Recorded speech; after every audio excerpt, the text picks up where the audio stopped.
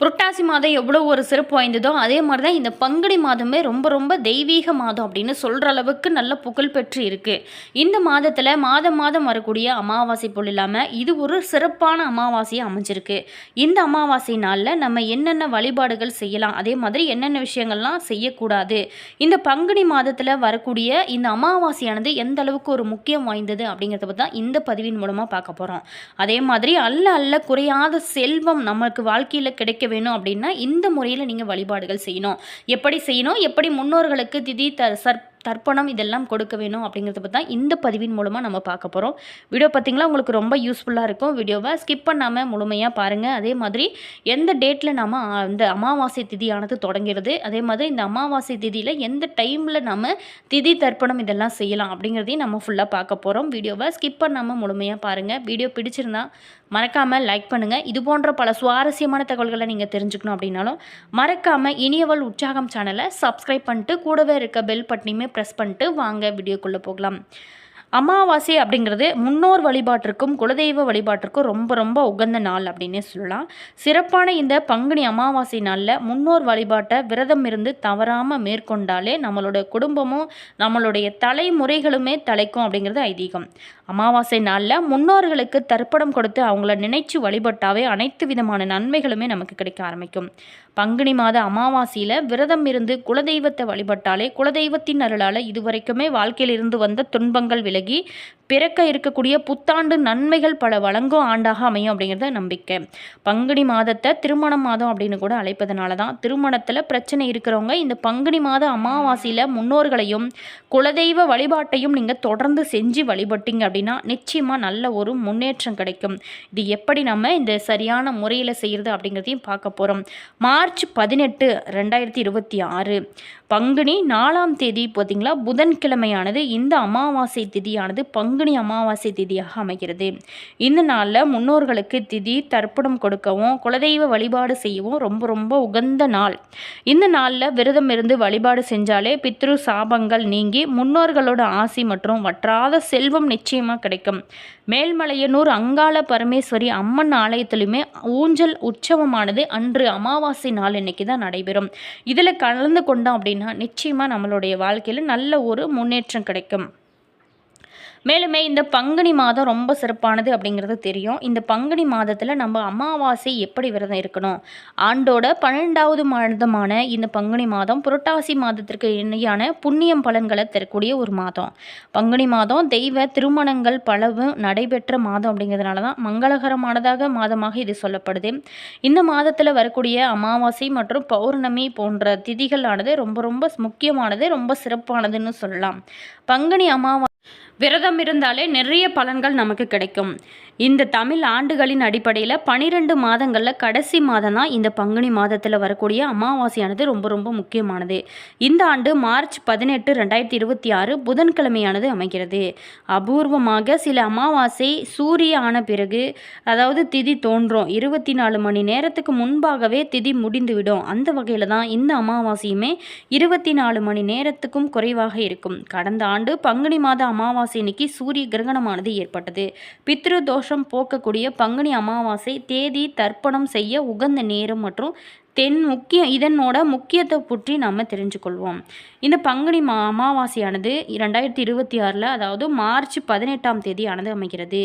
இந்த பங்குனி அமாவாசை 2026 திதி தொடக்க நேரம் பார்த்திங்கன்னா மார்ச் 18, 2026 8 மணி 28 முடிகிறது. அதாவது அதிகாலையில் தான் அமாவாசை திதியானது தொடங்குகிறது. அடுத்ததாக பார்த்தோமா வியாழக்கிழமை பங்குனி அமாவாசை 2026 திதி பார்த்திங்களா முடியக்கூடிய நேரம் அப்படின்னு பார்த்தோமா 19/3/2026 அன்று 7:30 மணிக்கு தான் முடிவகிறது. வியாழக்கிழமை காலையில் 7:30 மணி வரைக்குமே இந்த அமாவாசை திதியானது நீடிக்கிறதுங்க. உதய திதியின் அடிப்படையில் வியாழன் அன்னைக்கு அமாவாசை அனுஷ்டிக்கப்பட வேணும். ஆனால் வியாழக்கிழமை காலை திதி முடிவடைகிறது. எனவே தான் புதன்கிழமை அன்று அமாவாசை தர்ப்பணமானது செய்ய வேணும். பெரும்பாலுமே அதிகாலையிலேயே அல்லது சூரியன் உதயமாகி ஓரிரு மணி நேரத்துக்குள்ளே இந்த அமாவாசையில் நீங்கள் வழிபாடுகள் செய்வது ரொம்ப நல்லது. அதே மாதிரி இந்த பங்குனி அமாவாசை 2026 தர்ப்பணம் செய்ய உகந்த நேரம் அப்படின்னு பார்த்தோமா அமாவாசை திதி 4 நாள் முழுவதுமே நீடித்தால் கூட மதிய நேரத்திற்குள்ளே தர்ப்பணம் செய்வது ரொம்ப ரொம்ப உகந்தது. எனவே மதியம் 12 மணிக்குள்ளே இந்த பங்குனி அமாவாசைக்கான தர்ப்பணத்தை செஞ்சு முடிச்சிடலாம். பங்குனி அமாவாசை 2026 இன்னைக்கு நடக்கக்கூடிய அபூர்வ கிரக சேர்க்கை அப்படின்னு பார்த்தோமா, அமாவாசை இன்று சூரியன் மற்றும் சந்திரன் ஒரே ராசியில் சஞ்சரிப்பாங்க. இந்த ஆண்டு மீன ராசியோட சனியோட சுக்கிரன் சூரியன் மற்றும் சந்திரன் இணைந்திருக்கக்கூடிய காலத்தில் அமாவாசையானது ஏற்படுகிறது. அந்த வகையில் தான் அமாவாசை அப்படின்னு சதுர்கிரக யோகம் அப்படிங்கிற அபூர்வ யோகமே உண்டாகிறது. மேலுமே இந்த டைமில் நீங்கள் முன்னோர் வழிபாடு செய்வது ரொம்ப ரொம்ப முக்கியமான ஒரு விஷயமாகவும் சொல்லப்படுது. இந்த நாளில் செய்யக்கூடிய ஒவ்வொரு வழிபாடுமே ரொம்ப ரொம்ப உகந்ததாகவும் இருக்குது. அதுவும் இந்த பங்குனி மாதத்தில் வருவது கூடுதல் சிறப்பு அப்படின்னு சொல்லலாம். விரதம் இருக்கணும் அப்படின்னு நினைக்கிறவங்க 18/3/2026 புதன்கிழமை இன்னைக்கு காலையிலேயே நீங்கள் விரதம் இருக்கலாம். இந்த நாளில் நீங்கள் விரதத்தை துவங்கிட்டு இந்த நாளில் சூரிய உதயத்திற்கு முன்னாடியே எழுந்து நீர்நிலைகளில் நீராடி முன்னோர்களுக்கு தர்ப்பணம் கொடுக்க வேணும். பிறகு வீட்டிற்கு வந்து வழக்கம் போல் முன்னோர்களுக்கு படையல் போட்டு காகத்திற்கு ரொம்ப ரொம்ப முக்கியமான விஷயங்க, அன்றைய நாளில் அமாவாசை நாளில் நாம் காகத்திற்கு கண்டிப்பாக உணவு கொடுக்க வேணும். ஏதாவது ஒரு காரணத்தினால முன்னோர்களுக்கு தர்ப்பணம் கொடுக்க முடியலை, அமாவாசை விரதம் கடைபிடிக்க முடியலை அப்படிங்கிறவங்க கூட நீங்கள் கண்டிப்பாக கருப்பு மற்றும் வெள்ளை எள் கலந்த உணவினை நீங்கள் காகத்திற்கு படைக்கலாம். இது முன்னோர்களுக்கு தர்ப்பணம் அளித்ததற்கு இணையான பலன்களை நிச்சயமாக உங்களுக்கு கொடுக்கும். அதே மாதிரி தர்ப்பணம் கொடுக்க முடியல அப்படிங்கிறவங்க என்ன செய்யலாம் அப்படின்னு பார்த்தோமா, நாங்கள் வெளிநாடுகளில் இருக்கிறோம், முன்னோர்களுக்கு தர்ப்பணம் கொடுக்க முடியாது, காகத்திற்குமே எள் கலந்த சாதம் வைக்கவும் வாய்ப்பில்லை அப்படிங்கிறவங்க தங்களால் முடிந்த அளவுக்கு பசியோடு இருக்கக்கூடிய யாராவது 3 பேருக்காவது உங்களோட கையகலால் நீங்கள் அவங்களுக்கு உணவு கொடுப்பது ரொம்ப ரொம்ப நல்லது. பசி தீர உணவு நீங்கள் கொடுக்கறதுனால உங்களுடைய வாழ்க்கையில் மிகப்பெரிய யோகம் ஏற்படலாம். தானத்திலே சிறந்த தானம் அன்னதானம் சொல்லுவாங்க. இந்த அன்னதானமானது உங்களுடைய குலத்தையே நிச்சயமாக காக்கும்.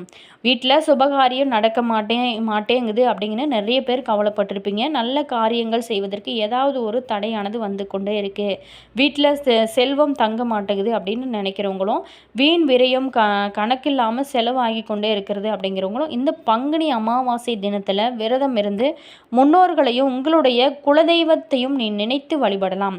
வாய்ப்பு இருந்துச்சு அப்படின்னா குலதெய்வம் கோயிலுக்கு அன்றைய நாளில் நீங்கள் சென்று வர்றது ரொம்ப ரொம்ப நல்லது. அதுவும் இந்த பங்குனி மாத அமாவாசையில் விரதம் இருந்து வழிபட்டாலே முன்னோர்களோட சாபம், குலதெய்வ சாபம் அனைத்துமே நீங்கும். வீட்டில் வற்றாத செல்வமானது உங்களுக்கு நிச்சயமாக கிடைக்கும். வீட்டிலேயே நீங்கள் எளிமையான முறையில் எப்படி வழிபடலாம் அப்படிங்கிறத பார்க்க போகிறோம். இந்த நாளில் நீங்கள் விரதம் இருந்து வழிபட்டாலே நிச்சயமாக சுபகாரியங்கள் ஏற்படக்கூடிய தடை தாமதங்கள் முன்னோர்கள் மற்றும் குலதெய்வ அருளால் நிச்சயமாக அது எல்லாமே தடைகள் விலகும். குலதெய்வ கோவிலுக்கு செல்ல வாய்ப்பு இல்லாதவங்க வீட்டில் வழக்கமான அமாவாசை வழிபாட்டில் முடித்த பிறகு பூஜை அறையில் அமர்ந்து நமக்கு குறைகள் பிரச்சனைகள் ஏதாவது இருக்கு இல்லையா, அது எல்லாமே நீங்க வேண்டும் அப்படின்னு சொல்லிட்டு முன்னோர்கள் மற்றும் குலதெய்வத்திடம் மனதார பிரார்த்தனை செஞ்சு கொள்ள வேணும்.